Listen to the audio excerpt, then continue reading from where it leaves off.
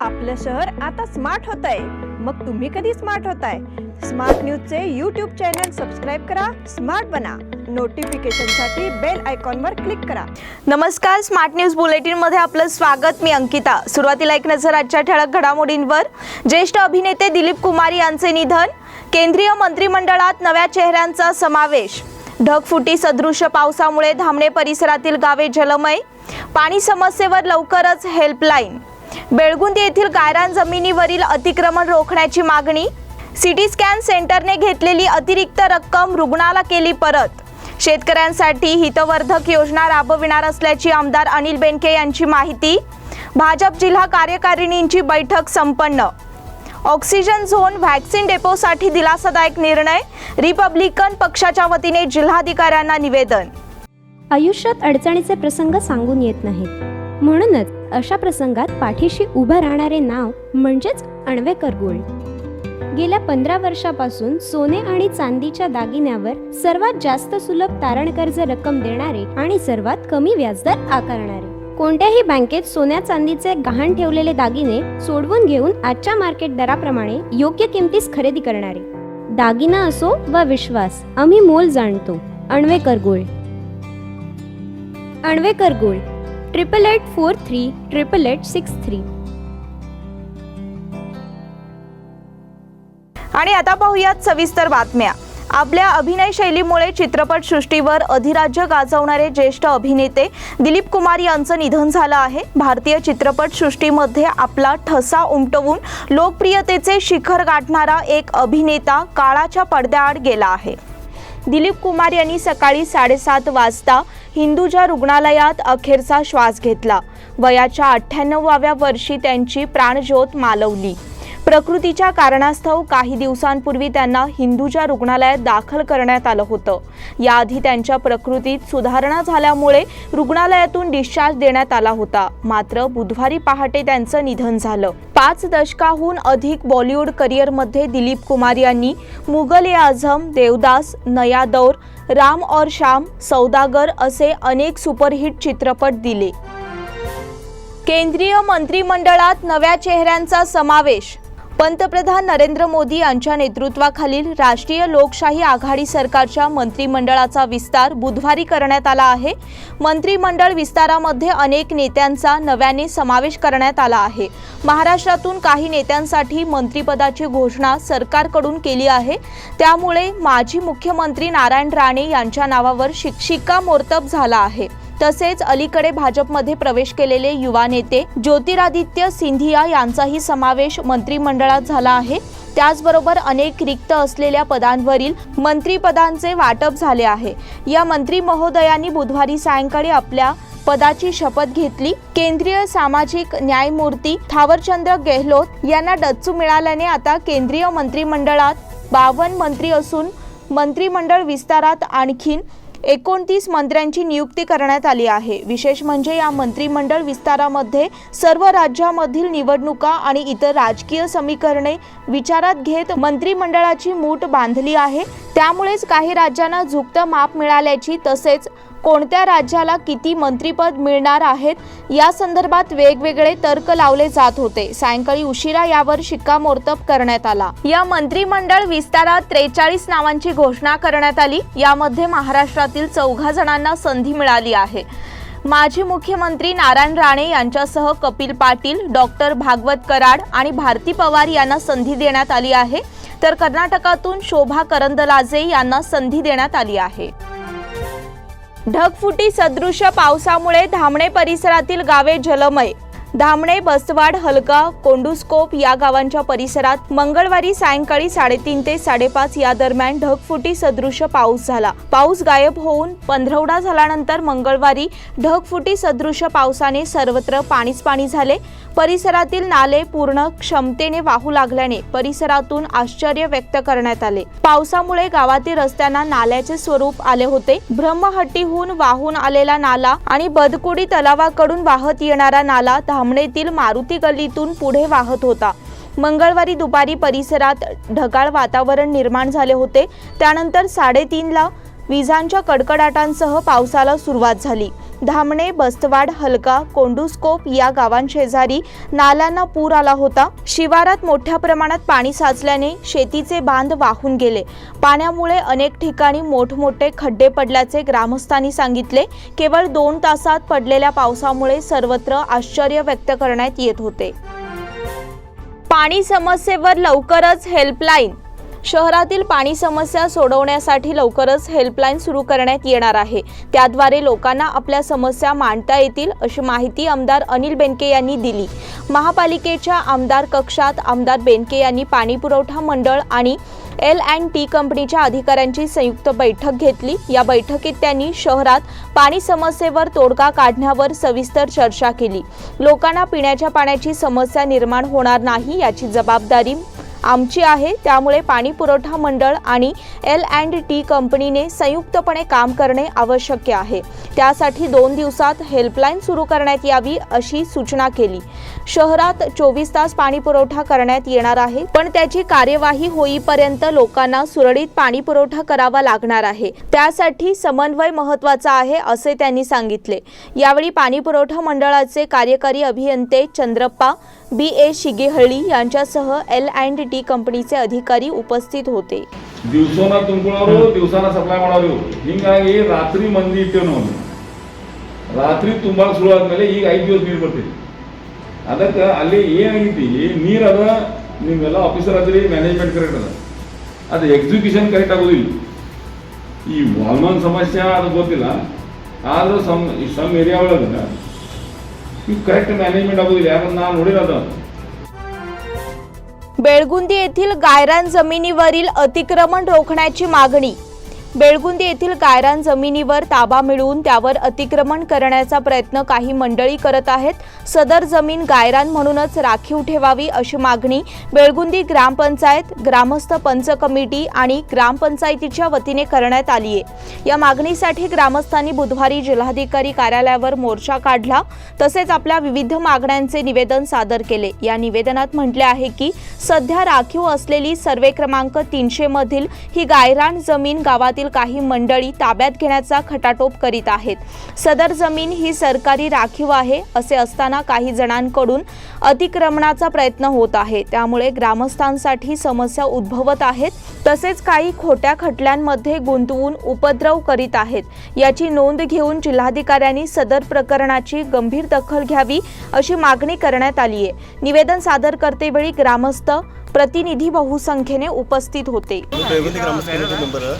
आम्ही survey number 300 सरकारी जमीन थोडं आहे ती आम्हाला गायरांसाठी म्हणून राखीव जागा पाहिजे. गायरांसाठी पहिल्या गायरानच होती आणि परत मध्ये गव्हर्नमेंटनं ते अक्वायर केले होते. ते परत यादीतील गायरांसाठी आम्हाला मिळून द्यावी असं विषयाला निवेदन मी सर्व ग्रामस्थांतर्फे आलो आहे. सिटी स्कॅन सेंटरने घेतलेली अतिरिक्त रक्कम केली रुग्णाला परत.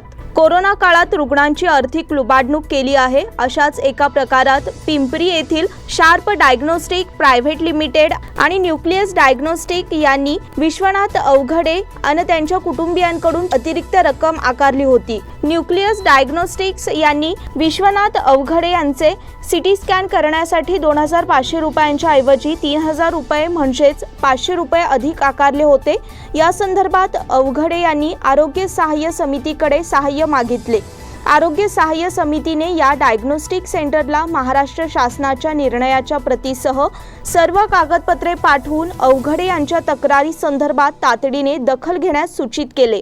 त्यानुसार दोन्ही डायग्नोस्टिक सेंटरने आकारलेली अतिरिक्त रक्कम परत केली. मी आणि माझ्या कुटुंबातील 2 सदस्य आम्ही जेव्हा कोविड पॉझिटिव्ह होतो त्यावेळी पिंपरी येथील मेगा विजन डायग्नोस्टिक सेंटर आणि न्यूक्लियस डायग्नोस्टिक सेंटर या ठिकाणी आम्ही छातीचे CT स्कॅन केले होते. त्यावेळी मेगा विजन सेंटरमध्ये आम्ही 3 CT स्कॅन केले. त्याचे आम्हाला 12,500 रुपये आकारण्यात आले होते आणि न्यूक्लियस डायग्नोस्टिक सेंटरमध्ये आम्ही 1 CT स्कॅन केला. त्याचे आम्हाला 3,000 रुपये आकारण्यात आले. त्यावेळी आम्ही आरोग्य सहाय्य समितीशी संपर्क केला असता आम्हाला अशी माहिती कळाली की कोविड पेशंटच्या CT स्कॅनसाठी महाराष्ट्र शासनाने 2,500 रुपये असा दर निश्चित केला आहे. शेतकऱ्यांसाठी हितवर्धक योजना राबविणार असल्याची आमदार अनिल बेनके यांची माहिती. शेतकऱ्यांना शेतात वाहतुकी योग्य रस्ते उपलब्ध व्हावेत यासाठी शासनाने विविध योजनांच्या माध्यमातून शेत रस्ते योजना राबविण्यात येणार आहे। तसेच शेतकऱ्यांसाठी कल्याणकारी योजना राबविण्याचा निर्णय येत्या विधिमंडळ अधिवेशनात घेणार आहे, अशी माहिती अनिल बेनके यांनी शेतकरी संघटनेच्या पदाधिकाऱ्यांनी मंगळवारी सकाळी महानगरपालिकेच्या कार्यालयात निवेदन घेतेवेळी सांगितले। बेळगाव शिवारातील रस्ते हे प्रामुख्याने शेतामधील कामाकरिता आवश्यक साधनांची ने-आण करण्याकरिता उपयोगात येतात, असे शेतकऱ्यांनी आमदार अनिल बेनके यांना सांगितले। यावेळी त्यांनी ही माहिती दिली। यावेळी शेतकरी संघटनेचे अध्यक्ष नारायण सावंत, तालुका अध्यक्ष सुनील जाधव, निळकंठ चौगुले, सुनील खन्नुकर, कामराज शहापूरकर, प्रवीण तेजम यासह अन्य शेतकरी उपस्थित होते। 8 दिवसांपासून ज्यांची मागणी होती की बेळगाव क्षेत्रातील रहिवासी म्हणून शेतवाडीमध्ये जे रस्ते व्हायचे होते त्याच्याबद्दल मला वाटतं 2 ते 2.5 वर्षापासून मी पाठपुरावा करत होतो आणि सामान्य रेल्वे राज्यमंत्री सुरेश अंगडी साहेब असताना प्रधानमंत्री सडक योजनामध्ये ही रस्ते घातलेले आहेत आणि एकूणच या कोरोनाच्या काळामध्ये ही समस्या झाल्यामुळे हे काम शिल्लक होतं। आता नवनिर्वाचित खासदार सन्माननीय श्रीमती मंगला सुरेश अंगडी यांच्याशी मी आज चर्चा केली आहे आणि जी कामं ऑलरेडी पेंडिंग आहेत सुरेश अंगडींच्या नावानं आम्ही जी केली होती ती कामं पूर्णत्वाकडे नेण्यासाठी म्हणून आमचा सर्वांचा प्रयत्न असेल। त्याप्रमाणे ऑलरेडी मी खासदारांबरोबर चर्चा करून येत्या काही काळामध्ये जेव्हा अधिवेशन सुरू होईल त्यावेळी मी स्वतः बेंगळुरूला जाऊन ह्या कामाचा पाठपुरावा करून शेतामध्ये जाण्या येण्यासाठी महिला व शेतकऱ्यांसाठी त्रास होऊ नये या दृष्टिकोनातून हे रस्ते व्हावे यासाठी आमचा प्रयत्न असेल। भाजप जिल्हा कार्यकारिणीची बैठक संपन्न। बेळगाव महानगर जिल्हा भारतीय जनता पक्षाची जिल्हा कार्यकारिणीची बैठक शहरातील रेड्डी भवन मध्ये पार पडली। भाजप प्रमुखांनी भारत माता डॉक्टर श्यामाप्रसाद मुखर्जी, पंडित दीनदयाळ उपाध्याय यांच्या प्रतिमेला पुष्प अर्पण करून बैठकीला सुरुवात केली। त्यानंतर बैठकीचे उद्घाटन करण्यात आले। तसेच कोविड-19 काळात रात्रंदिवस जनसेवा केलेल्या डॉक्टर्स आणि आशा कार्यकर्त्यांचा सत्कार करण्यात आला। उपस्थित पदाधिकाऱ्यांनी संघटनात्मक अहवाल सादर केला। या बैठकीला खासदार मंगला अंगडी, बेळगाव उत्तरचे आमदार अनिल बेनके, भाजप जिल्हा अध्यक्ष शशिकांत पाटील, बेळगाव भाजप महानगर माजी अध्यक्ष राजेंद्र हरकुनी, रामचंद्र अडके, राज्य सचिव उज्ज्वला बडवानाचे, महानगर पदाधिकारी, मोर्चा अध्यक्ष, मंडळ अध्यक्ष उपस्थित होते। ऑक्सिजन झोन व्हॅक्सिन डेपोसाठी दिलासादायक निर्णय। बेळगाव शहराचा ऑक्सिजन झोन म्हणून ओळखल्या जाणाऱ्या व्हॅक्सिन डेपोच्या संरक्षणासाठी न्यायालयाने दिलासादायक आदेश बजावला आहे। त्यामुळे पर्यावरण प्रेमींमधून समाधान व्यक्त होत आहे।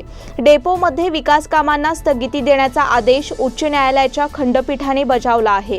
व्हॅक्सिन डेपोमधील झाडे तोडून विकास कामे केली जाऊ नयेत अशी मागणी पर्यावरण प्रेमींनी सातत्याने केली होती। त्यानंतर या संदर्भात जनहित याचिका दाखल करून हा स्थगिती आदेश मिळवला आहे।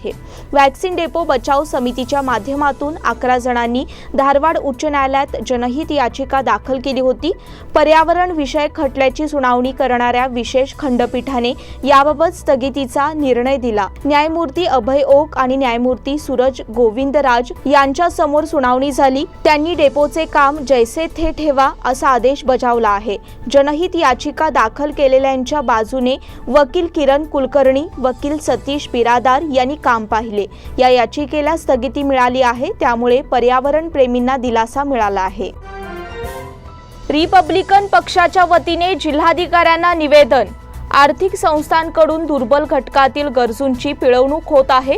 व्याजासाठी तगादा लावण्यात येत आहे, त्यामुळे काही नागरिकांवर संकट ओढवले आहे। अशा संस्थांना सरकारने सक्त सूचना द्याव्यात, तसेच आर्थिक दुर्बल घटकांची पिळवणूक थांबवावी अशी मागणी रिपब्लिकन पार्टी ऑफ इंडिया यांच्या वतीने बुधवारी करण्यात आली आहे। या मागणीसाठी रिपब्लिकन पक्षाच्या कार्यकर्त्यांनी जिल्हाधिकारी कार्यालयासमोर निदर्शने केली, तसेच आपल्या विविध मागण्यांचे निवेदन सादर केले। निवेदन सादर करतेवेळी संघटनेचे अध्यक्ष सुलेमान जमादार यांच्यासह मासूम खान तेरदाळ, अरबाज मकानदार आणि इतर सदस्य उपस्थित होते। या बुलेटिनमधील पुढील बातम्या छोट्याशा विश्रांतीनंतर। Poddar Brothers Jewelers. A perfect blend of traditional and modern jewelry in North Karnataka, Goa and southern Maharashtra, serving since 5 generations.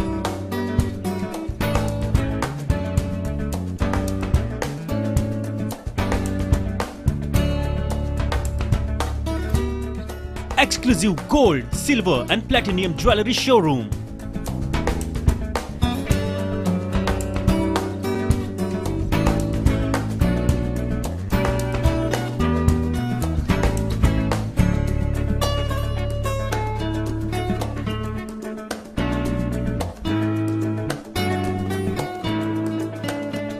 Poddar Brothers, Poddar Sons and Grandsons. Khade Bazar, Belgaum. Call is on 0831 240 5550 or 51 or 52 or 53. Visit us at www.poddarjewelers.com. बेलगाम वासियों के पसंद में उतरा उड़ान बार end restaurant.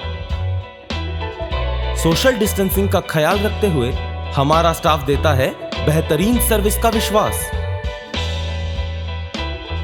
यहां है party और function के लिए 3 आलीशान हॉल, कारपोरेट डिनर मीटिंग के लिए 3 अलग कक्ष, आईपीएल मैच देखने के लिए 3 बड़े स्क्रीन की विशेष सुविधा।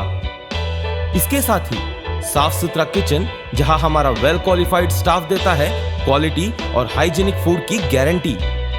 तो फिर खाने की हो बात तो आना परिवार के साथ। उड़ान बार एंड रेस्टोरेंट, लिंगराज कॉलेज के पास, बेलगावी। फोन 0831 243577। विश्रांतीनंतर पुन्हा एकदा आपलं स्वागत। शांताई वृद्धाश्रम येथे कोरोना योद्ध्यांचा सत्कार नुकताच पार पडला। यामध्ये कोरोना कालावधीत विविध स्वरूपात नागरिकांना मदत केलेल्या कोरोना योद्ध्यांचा सत्कार करण्यात आला। माजी महापौर विजय मोरे यांच्या हस्ते हा सत्कार समारंभ पार पडला। कार्यक्रमाच्या अध्यक्षस्थानी शांताई वृद्धाश्रमाचे व्यवस्थापक नागेश चौगुले होते। प्रमुख पाहुणे म्हणून जिल्हा आरोग्य अधिकारी डॉक्टर शशिकांत मुन्याळ हे उपस्थित होते। त्याचप्रमाणे डॉक्टर बाळकृष्ण तुकार, डॉक्टर संजीव डुमगोळ यांचाही सत्कार करण्यात आला। आशा कार्यकर्ते आणि प्राथमिक आरोग्य केंद्राचे कर्मचारी यांना यावेळी गौरविण्यात आले। माजी महापौर विजय मोरे यांनी त्यांच्या कार्याची प्रशंसा केली।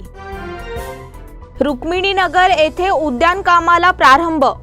रुक्मिणीनगरात लोकांच्या मागणीनुसार आमदार अनिल बेनके यांनी उद्यान उभारणी कामाला चालना दिली। गेल्या अनेक दिवसांपासून रुक्मिणीनगरात उद्यान उभारण्यात यावे अशी मागणी करण्यात येत होती। त्याची दखल घेत आमदार अनिल बेनके यांनी या कामाला चालना दिली।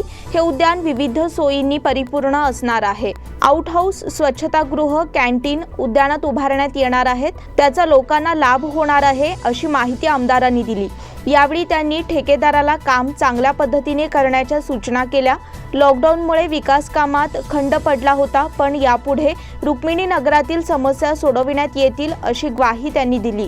यावेळी रुक्मिणीनगरातील रहिवासी उपस्थित होते। कित्तूरजवळ 3 शिकाऱ्यांना अटक। कित्तूर राखीव जंगल परिसरात अवैध शिकार करण्यासाठी येणाऱ्या 3 गोलीहळ्ळी वनविभागाच्या पथकाने पुणे बेंगळूर महामार्गावर सापळा रचून अटक केली। त्यांच्याकडून शिकारीसाठी वापरण्यात येणारे 48 गावठी बॉम्ब, मृत ससा आणि 2 दुचाकी जप्त करण्यात आल्या। बसवराज लक्काप्पा बोरीमरद वय 35, दुर्गाप्पा भरमाप्पा बोरीमरद वय 26, सत्याप्पा यल्लाप्पा बुर्डी वय 50 सर्वजण राहणार करीकट्टी तालुका बेळगाव अशी अटक केलेल्या संशयितांची नावे आहेत।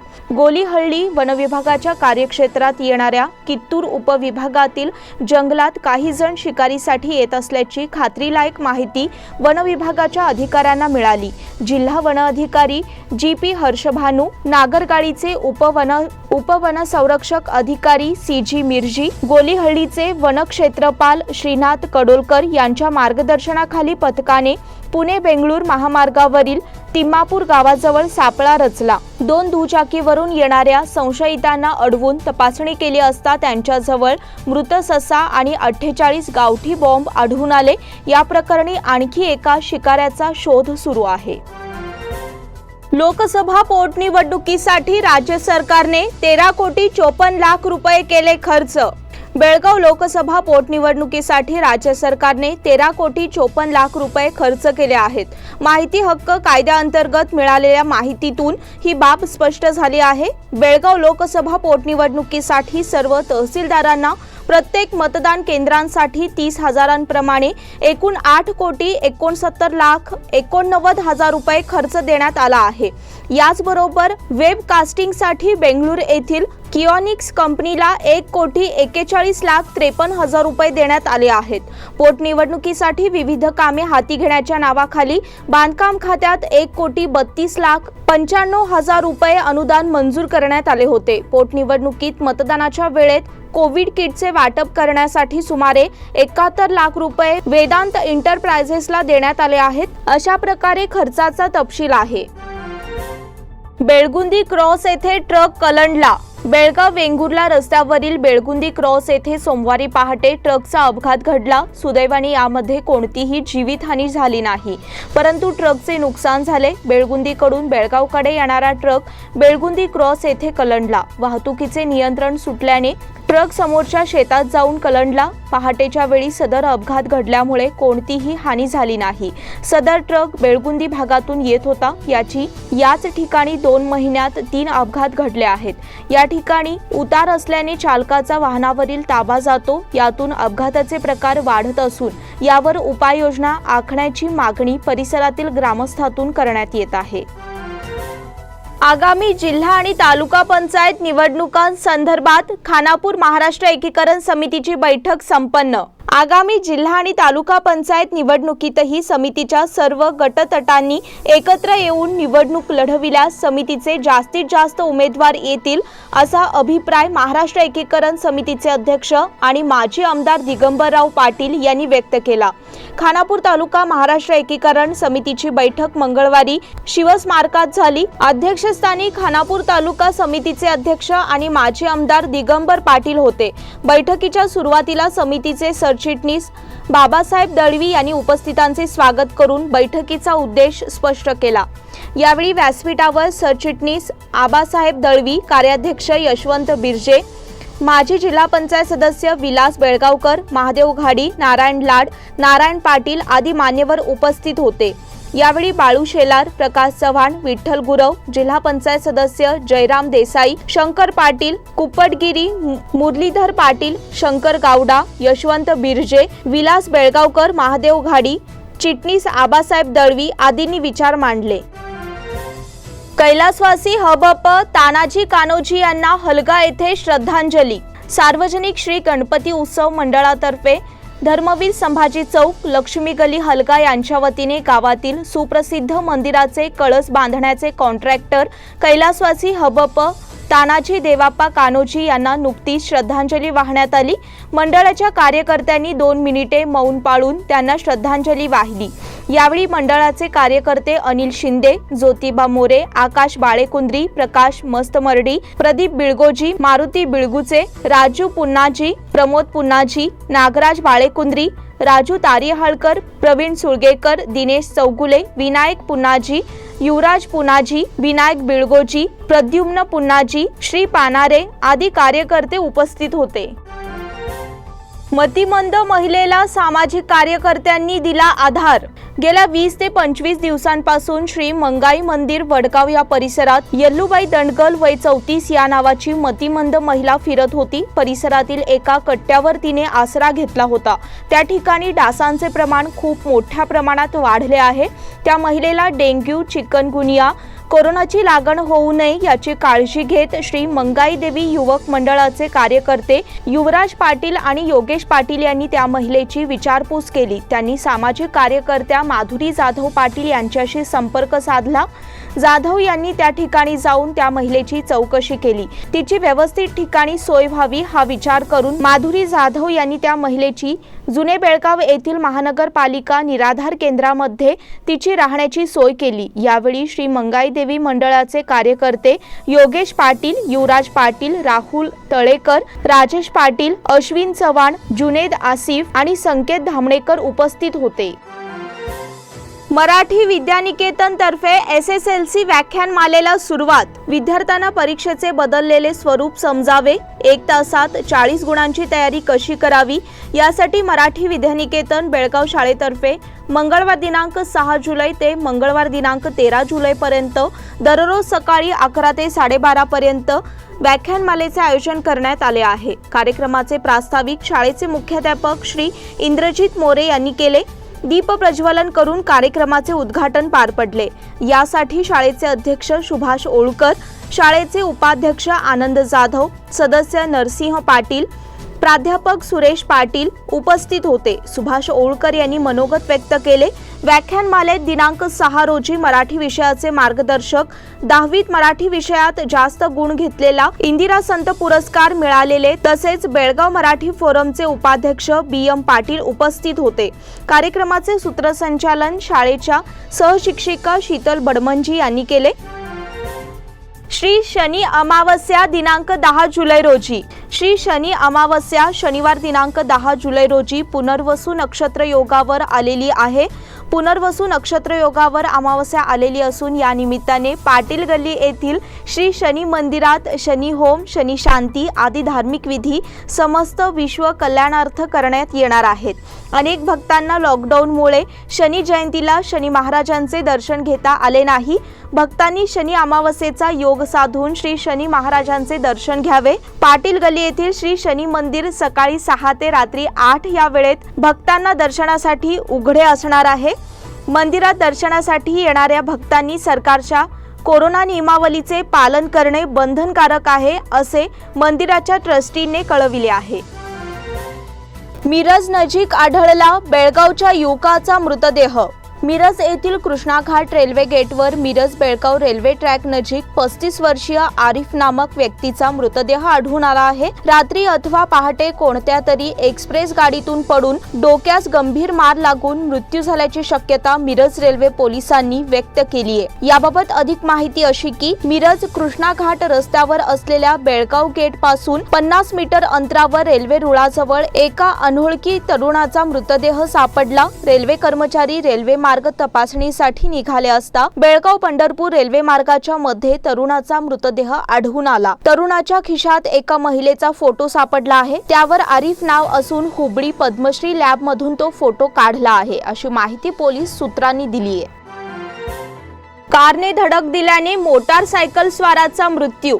उपमुख्यमंत्री लक्ष्मण सवदी यांचे पुत्र चिदानंद सवदी यांच्या कारने धडक दिल्याने मोटारसायकल स्वाराचा मृत्यू झाला।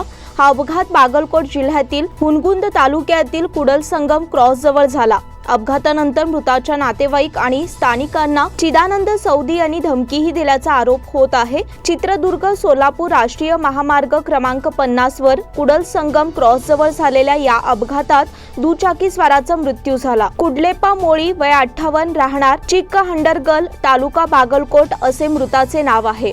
डोक्याला गंभीर दुखापत झाल्यानंतर त्याला बागलकोटच्या खासगी इस्पितळात दाखल केले होते, मात्र उपचारांचा उपयोग न होता त्याचा मृत्यू झाला। मृत कुडलेपा काल सायंकाळी शेतातून घरी परतताना हा अपघात झाला। मंत्री लक्ष्मण सवदी यांचे पुत्र चिदानंद यांची MG गोल्ड स्टार कंपनीची ही मोटर विजापूरकडे चालली होती। अपघातानंतर जखमीला इस्पितळात नेण्याऐवजी आपल्या कारच्या नंबर प्लेटची मोडतोड करून कागदपत्रे घेऊन दुसऱ्या वाहनातून जाण्याच्या तयारीत चिदानंद सवदी होते, मात्र स्थानिक नागरिकांनी त्यांना पकडून ठेवत तेथेच बसून ठेवले। अहमदनगरात वृद्धेचा ठेचून खून। दगडाने ठेचून वृद्धेचा खून झाल्याची घटना मंगळवारी सकाळी उघडकीस आली। जैबून अबी शमशेर जमादार वय 70 राहणार गांधीनगर असे मृत वृद्धेचे नाव आहे। सांब्रा रोडवरील पोद्दार स्कूलच्या मागे अहमदनगर परिसरात ही घटना घडली। याबाबत माळमारुती पोलिसांनी दिलेली माहिती अशी की जैबून अबी या गांधीनगर येथे राहतात। गेल्या काही महिन्यांपासून त्यांची मानसिक स्थिती खालावली असल्याने त्या दिवसा तसेच रात्री अपरात्री घराबाहेर पडत होत्या। सोमवारी रात्रीही त्या नेहमीसारख्याच घराबाहेर निघून गेल्या होत्या। मंगळवारी सकाळी अहमदनगर परिसरातील रिकाम्या जागेत महिला निपचित पडल्याचे दिसून आले। तेथून ये-जा करणाऱ्यांनी जेव्हा जवळ जाऊन पाहिले तेव्हा तिचा मृत्यू झाल्याचे लक्षात आले। ही माहिती माळमारुती पोलिसांना कळविली। पोलीस निरीक्षक सुनील पाटील, उपनिरीक्षक तळवार आणि सहकाऱ्यांनी घटनास्थळी भेट दिली। टोकियोला निघाला पुणेकर, उदय मानेला मिळालं ऑलिम्पिकचं तिकीट। पुण्याचा उदय माने हा टोकियो ऑलिम्पिकसाठी पात्र ठरणारा दुसरा भारतीय गोल्फपटू ठरला आहे। याआधी अनी बार्नने ऑलिम्पिकसाठी पात्रता दर्शविली आहे। अर्जेंटिनाच्या एमिलियानो ग्रिलोने क्वार्टेनियल इव्हेंटमधून माघार घेतल्यामुळे 30 वर्षीय मानेला ऑलिम्पिक प्रवेश मिळाला आहे. काही आठवड्यांपूर्वी अर्जेंटिनाने माघार घेतली. आंतरराष्ट्रीय गोल्फ फेडरेशनने यादी अपडेट केली. तोपर्यंत मानेला निर्णयाची प्रतीक्षा करावी लागली. माने म्हणाला, ऑलिम्पिकमध्ये भारताचे प्रतिनिधित्व करण्याची संधी मिळाल्याबद्दल मी खरोखरच उत्साही आहे. PGTI 2020-21 मध्ये मी चांगली कामगिरी केली. त्यामुळे ऑलिम्पिकसाठी पात्रतेवर शिक्कामोर्तब होईल असे मला वाटत होते. परंतु यावर्षी भारतात झालेल्या लॉकडाऊनमुळे माझ्या मनात काही शंका निर्माण झाल्या होत्या. कोलंबियाला हरवत अर्जेंटिनाची अंतिम फेरीत धडक. ब्राझीलच्या इस्टाडियो नॅशनल स्टेडियमवर कोपा अमेरिका 2021 स्पर्धेची दुसरी उपांत्य लढत अर्जेंटिना आणि कोलंबिया यांच्यात रंगली. पेनल्टी शूटआउटपर्यंत गेलेल्या सामन्यात लिओनेल मेसीच्या अर्जेंटिनाने कोलंबियावर 3-2 अशी मात करत अंतिम फेरीत धडक दिली. सामन्याच्या निर्धारित वेळेत दोन्ही संघांनी 1-1 अशी बरोबरी साधली होती. पहिल्या सत्रात अर्जेंटिनाने आघाडी घेतल्यानंतर दुसऱ्या सत्रात कोलंबियाने आक्रमक खेळ दाखवला. या आक्रमणामुळे कोलंबियाच्या एकूण 6 खेळाडूंना पिवळे कार्ड मिळाले. अंतिम फेरीत अर्जेंटिना आता ब्राझीलशी टक्कर घेणार आहे. मेसी विरुद्ध नेमार अशी ही लढत होणार असून या सामन्याची उत्कंठा वाढली आहे. इटलीची अंतिम फेरीत धडक. स्पेनचा पेनल्टी शूटआउटमध्ये 4-2 ने पराभव. युरो कप 2020 स्पर्धेच्या उपांत्य फेरीत स्पेनला 90, इटलीने अंतिम फेरीत धडक मारली आहे. 90 मिनिटांच्या खेळात दोन्ही संघांना प्रत्येकी 1-1 गोल करण्यात यश आलं. त्यानंतर अतिरिक्त वेळेतही हीच परिस्थिती होती. त्यामुळे सामना पेनल्टी शूटआउटमध्ये गेला. पेनल्टी शूटआउटमध्ये इटलीने स्पेनचा 4-2 ने पराभव केला. दोन्ही संघांच्या खेळाडूंना पेनल्टी शूटआउटमध्ये पहिला गोल करण्यात अपयश आलं. त्यानंतर इटलीने 3 गोल केले तर स्पेनने 2 गोल केल्यानंतर चौथा गोल हुकला. तर इटलीच्या जॉर्जिनहोनं पेनल्टी शूटआउटमधला विजयी गोल मारला आणि संघाला अंतिम फेरीत पोहोचवलं. महिला आशिया फुटबॉल स्पर्धा पुढील वर्षी मुंबई पुण्यात. पुढील वर्षी होणाऱ्या महिला आशिया चषक फुटबॉल स्पर्धेचे सामने मुंबई आणि पुण्यात होणार आहेत. आशियाई फुटबॉल महासंघाने प्रवासाच्या वेळेची बचत आणि जैवसुरक्षित वातावरणाच्या उद्देशाने भुवनेश्वर आणि अहमदाबादला वगळले आहे. महिला आशिया चषक स्पर्धा 20 जानेवारी ते 6 फेब्रुवारी 2022 या कालावधीत होणार आहेत.